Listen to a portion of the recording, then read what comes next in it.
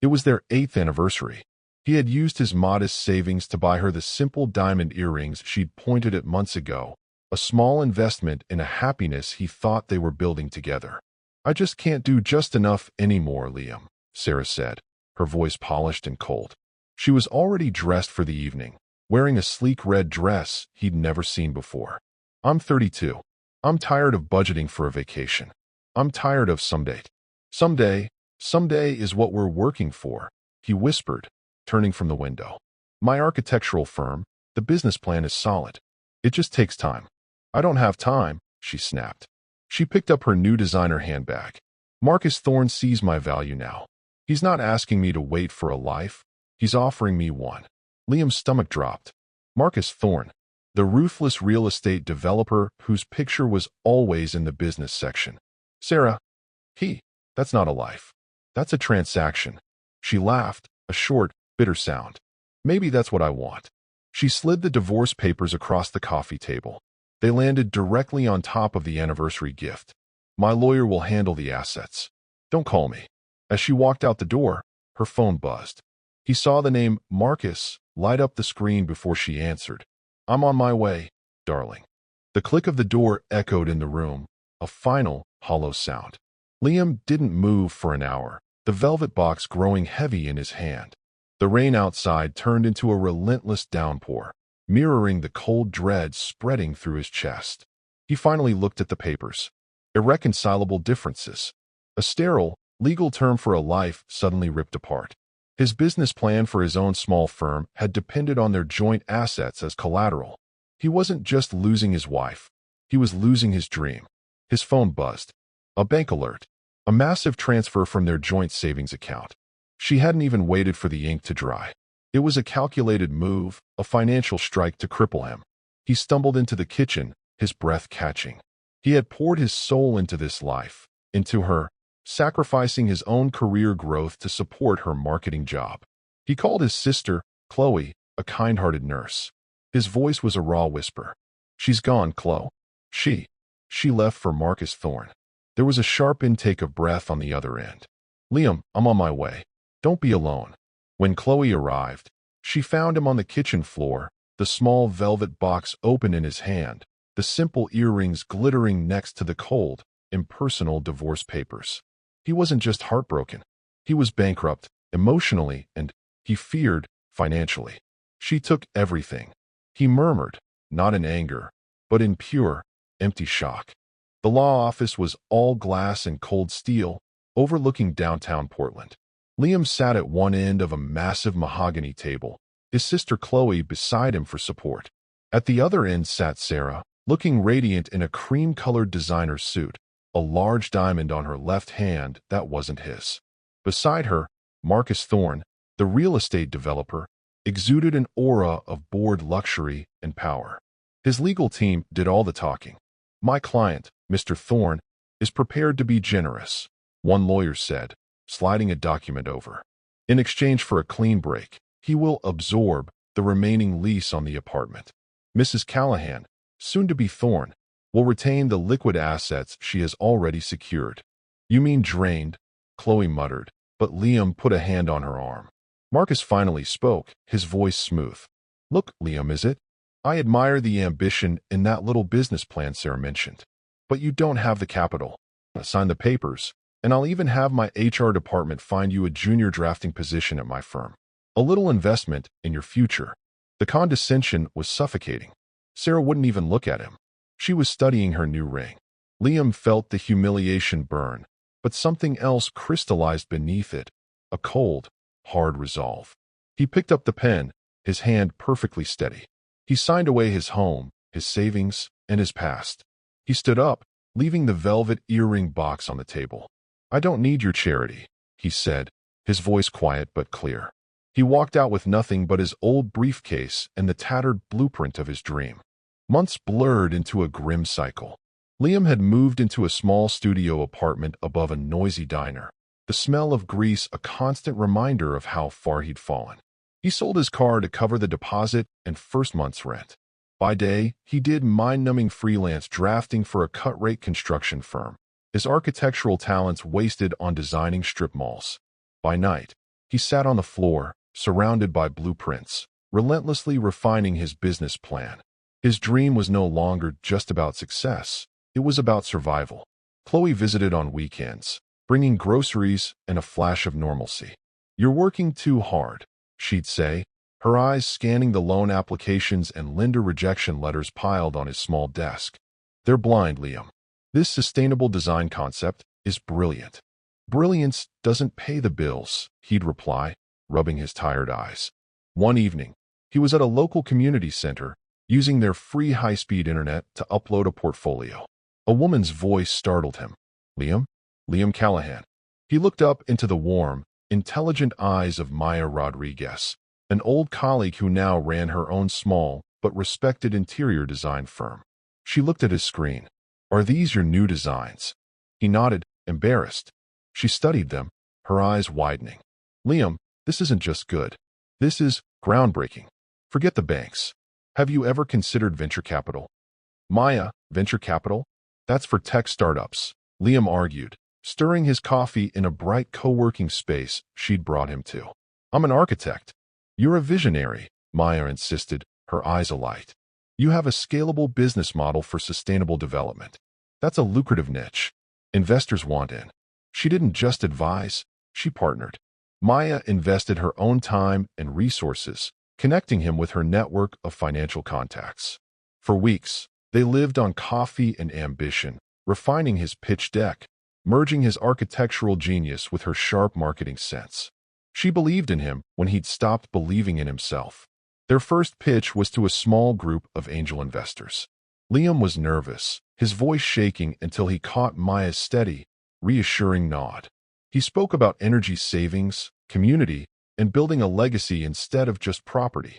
After, a man named David Chun, known for funding green tech ventures, approached. "Mr. Callahan, your projections are impressive.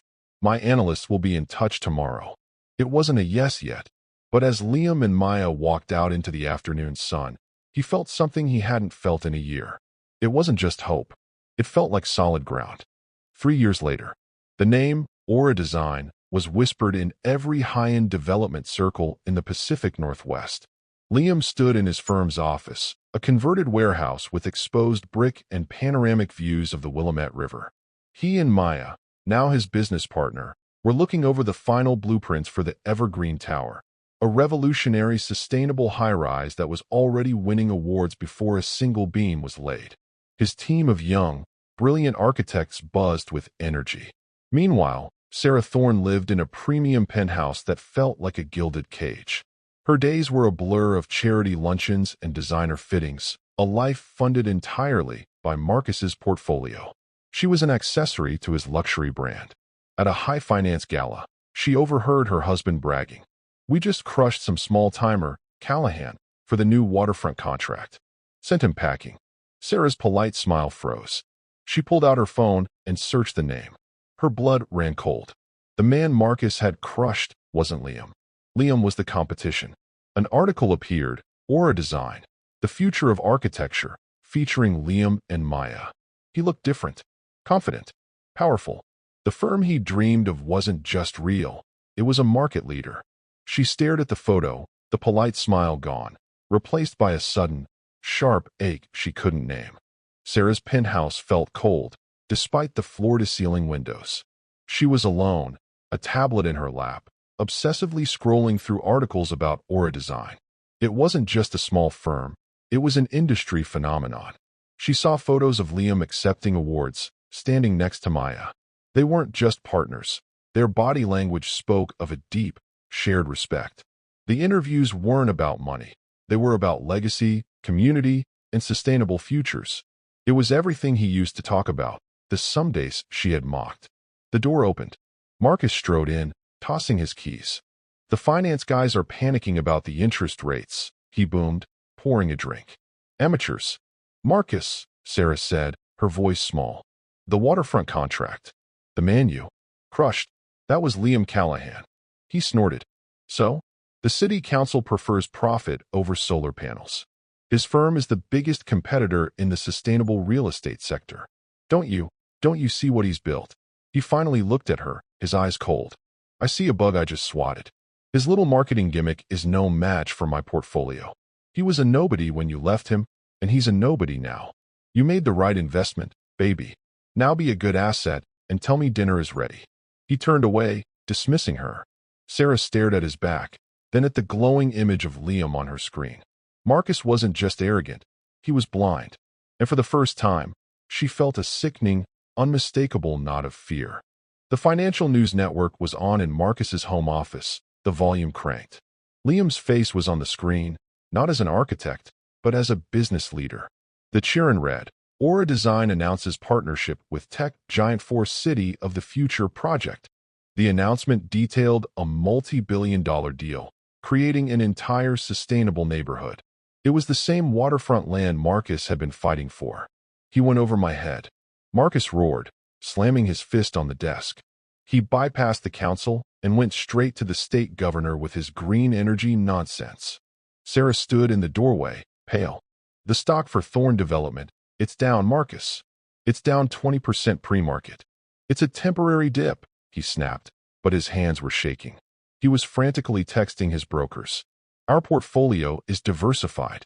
This is just a market correction." "Is it?" Sarah whispered, a cold dread washing over her. She remembered Liam's obsessive planning, his meticulous risk assessment. This wasn't a lucky break. It was a strategic move. He's not just building property, Marcus. He's building a brand that people trust. You just buy things." He spun on her, his face dark. "And you're one of them. Remember that. My lawyers will find something. An injunction. A permit violation. I will bury him." But his voice lacked its usual authority. Sarah watched him, a man terrified of losing capital, and she suddenly understood. Liam hadn't just rebuilt his career. He had built a fortress, while she was trapped in a house of cards that was starting to shake. The Real Estate and Development Gala was the biggest financial event of the year. Marcus insisted they attend, desperate to project strength to his investors and lenders. "Smile," he hissed, his grip too tight on her arm. "Our portfolio is fine." But the whispers followed them. Then, the keynote speaker was introduced. The visionary changing our city's skyline, the CEO of Aura Design, Mr. Liam Callahan. Liam walked on stage, exuding a quiet authority in a perfectly tailored suit. He didn't use notes. He spoke with passion about sustainable legacy, community investment, and the future of architecture. He owned the room. After, he was mobbed by industry titans, all shaking his hand. Sarah watched from the shadows, frozen. Maya joined him, handing him a glass of water. He smiled, a genuine, unguarded smile, and put his arm around her waist, pulling her in. He leaned down and kissed her softly, a gesture of pure, uncomplicated affection. That was the moment the dam inside Sarah broke. It wasn't the money. It was the joy. It was the partnership. It was the respect. She had traded true value for luxury, and the cost was her entire soul. She turned, choking on a sob, and fled to the terrace, finally crying for the man she'd thrown away. The terrace air was cold, but Sarah was burning with a shame that consumed her. She heard a soft voice. "Sarah?" She turned, her vision blurred. Liam and Maya stood there, a united front of quiet success and calm. Maya's hand was linked in Liam's, and her presence wasn't hostile. It was simply final. "I saw you on stage," Sarah choked out, the tears now streaming freely, ruining her luxury makeup. "You built it. The someday you always promised me." Liam nodded slowly, his gaze kind but distant, stripped of the old pain. "I did, but I learned the most important lesson from all this." He looked at Maya, who smiled up at him. "A real partnership isn't a transaction based on a balance sheet. It's a mutual investment in each other's value." Sarah finally looked at the simple man she had discarded and the woman who had recognized his true worth. "I'm so sorry, Liam," she whispered, the words torn from her. "I chose wrong. I threw away everything." "I know," he said softly, and that simple, gentle acknowledgement was the final blow. "I truly hope you find your own future, Sarah." He and Maya turned, their hands linked, and walked back to the warm, bright lights of the gala, leaving Sarah alone in the cold, finally and completely broken, crying for the one irreplaceable asset she had liquidated for nothing.